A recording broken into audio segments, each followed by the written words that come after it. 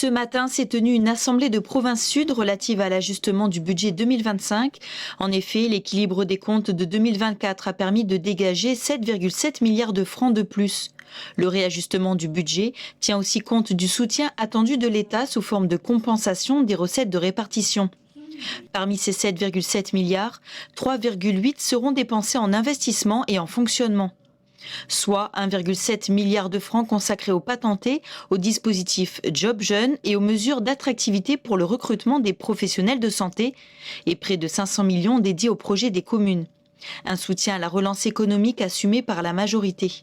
On a fait le choix du retour à l'emploi parce que l'emploi c'est la première des richesses, c'est ce qui permet d'accéder au logement, de nourrir ses enfants, tout en maintenant un dispositif social pérenne de bonne qualité puisque c'est l'un des plus conséquents de l'ensemble des collectivités de Nouvelle-Calédonie. Mais on n'a pas voulu rajouter des dépenses sociales qui, elles, pèsent sur le budget de manière pérenne sur plusieurs années. On a voulu rester sur des mesures exceptionnelles pour attendre de voir dans quelle situation on sera dans les prochains mois. Un réajustement du budget voté par l'Avenir en Confiance, le Rassemblement et Génération NC. Calédonie Ensemble, l'Éveil océanien et le FLNKS se sont quant à eux abstenus. Ces derniers déplorent le manque de soutien pour les aides sociales récemment revues à la baisse. Ce que je note en regardant ces chiffres, et sans faire de politique, je note que nous avons créé une rupture d'égalité d'accès à l'éducation. On va avoir des ressources ponctuelles et qu'on doit utiliser de façon ponctuelle.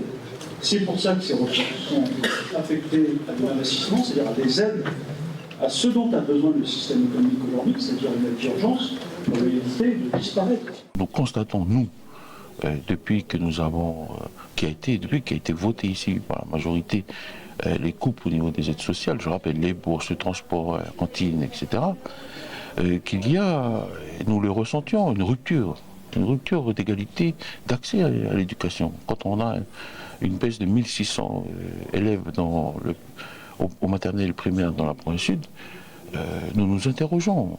Alors oui, on nous a dit ils sont partis suite au 13 mai, etc. Mais où est la donnée? Et puis, il y a un malaise social qui se creuse de plus en plus et on le voit au quotidien. Des enfants qui ne mangent plus à la cantine. Voilà, c'est des besoins fondamentaux. Il faut qu'il y ait une approche égalitaire sur ces sujets-là. De son côté, Génération NC justifie son vote en rappelant qu'une économie forte est la seule garantie d'une solidarité durable. Deux autres projets de délibération ont été votés, la simplification des règles d'urbanisme et de la réglementation des lotissements en province sud. Un autre texte relatif aux mesures d'adaptation face au risque du recul du trait de côte a été voté. La prochaine assemblée de province se tiendra le 24 avril prochain. Hier après-midi s'est tenue une formation à l'éducation au développement durable à l'université de Bako, destinée au personnel enseignant. Et dans ce cadre, un forum a été organisé afin de connecter les enseignants aux futurs et prétendants partenaires. Bonjour les roussettes, ça va et toi? Bon, je suis prof des VT à Yingen maintenant. Ok. Voilà. Et je prends des infos, parce que tu sais qu'on est très isolés là-bas. Hein. J'ai besoin de partenaires, mais cette année je pars plutôt sur le truc marin parce que je suis à la mode, tu vois. Yes. Mais je vais quand même prendre les contacts. Et du coup, tu peux tout retrouver sur le site Horizon Roussette là. Et mon gros projet, moi, sur le long terme à Yingen, ça va être la mise en place d'une aire éducative. Ok. Ça, on pourrait, je pense, contribuer. Mail, téléphone, qu'est-ce que tu préfères? Par mail, comme ça, moi, je peux mettre ma hiérarchie aussi. Je rencontre plein de potentiels partenaires pour pouvoir travailler avec eux en tant que référente développement durable. Hein. J'essaye d'avoir le plus de contacts possible parce que mon établissement il est assez isolé. Je suis à Yingen, donc j'essaye d'avoir plein de contacts pour pouvoir développer potentiels futurs projets. En tout cas, je vais revenir à Yingen et je vais présenter ça à mon équipe, les partenaires que j'ai rencontrés pour la province Nord. Pour l'occasion, des personnels de l'enseignement secondaire venus de divers établissements de la province Nord avaient fait le déplacement. Nous devons organiser chaque année donc, des formations, donc, en particulier dans le cadre de l'éducation et développement durable. Nous organisons des temps de formation pour les référents EDD. Donc, ce sont des personnes, des personnels éducatifs qui pilotent l'éducation et le développement durable au sein des établissements scolaires. L'idée, c'est qu'ils accompagnent effectivement des élèves qu'on appelle des éco-délégués dans le déploiement de l'éducation et développement durable au sein de leur établissement scolaire. Mais on a eu cette année Selvina de Dayobi, oui, qui nous a appelé pour le collège de Yanguen, oui, pour un projet éducatif. C'est ça.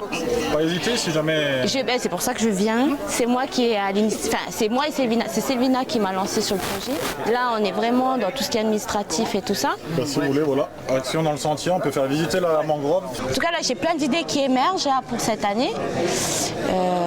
De projets, que ce soit au sein pour mon cours particulièrement en SVT ou bien pour l'établissement en général, quoi.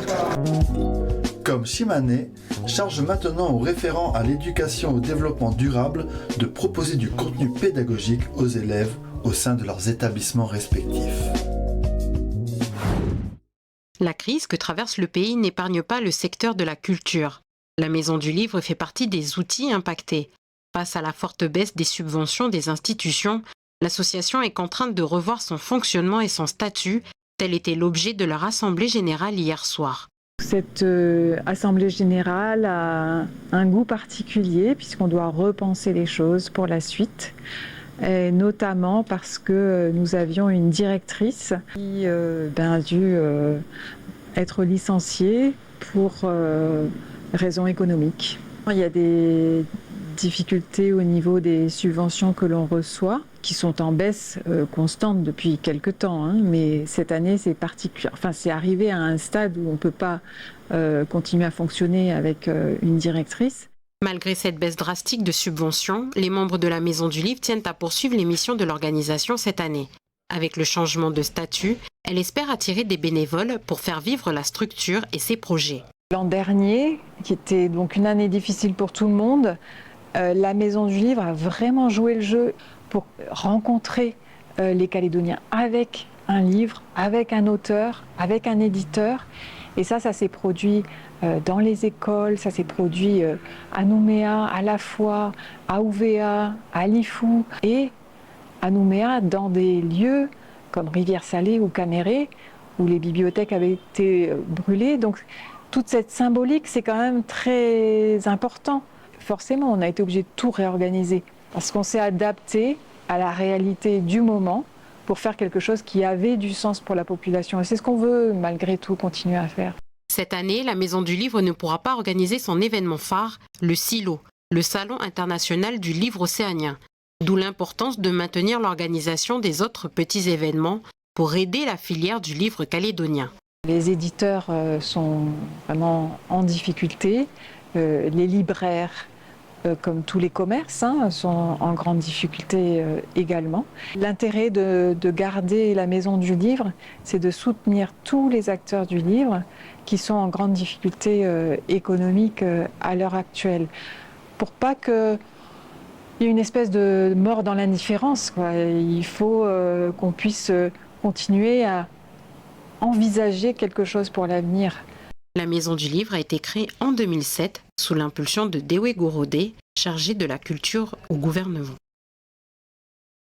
Ensuite, aujourd'hui, nous allons faire un gâteau au yaourt. Un gâteau yaourt, bien naïf. Alors, pour cette recette, on aura besoin de quels ingrédients? Quels sont les ingrédients? Allez. Yaourt, un pot de yaourt. Ensuite, aussi de l'huile. Et des œufs et de la farine. Très bien, Anaïs. Yovan et Anaïs sont en pleine réalisation de leur gâteau.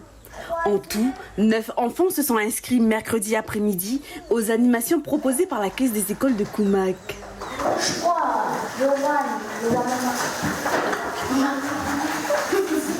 De leur côté, Maïwen et Léane ont revisité leur pâtisserie. Je fais un gâteau yaourt avec des bébés de chocolat. Cette année, la Caisse des écoles de Koumak organise des mercredis après-midi à thème. Pour l'équipe de l'animation, c'est un plus pour les enfants. Mercredi prochain, on aura des gaufres et milkshakes. Après, on aura aussi des pizzas. des cupcakes. Alors l'objectif principal, hein, c'est d'assimiler et reproduire ce qu'ils ont appris ici avec moi, reproduire à la maison, de pouvoir le refaire à la maison. Ça se passe bien. Puis presque tous les jours, j'ai envie de venir à la caisse des écoles parce que c'est chouette et on fait plein d'activités. Une fois les gâteaux enfournés, les enfants passent dans une salle à côté où l'animatrice teste leur mémoire. J'essaie de préparer de refaire la recette mais sur une feuille.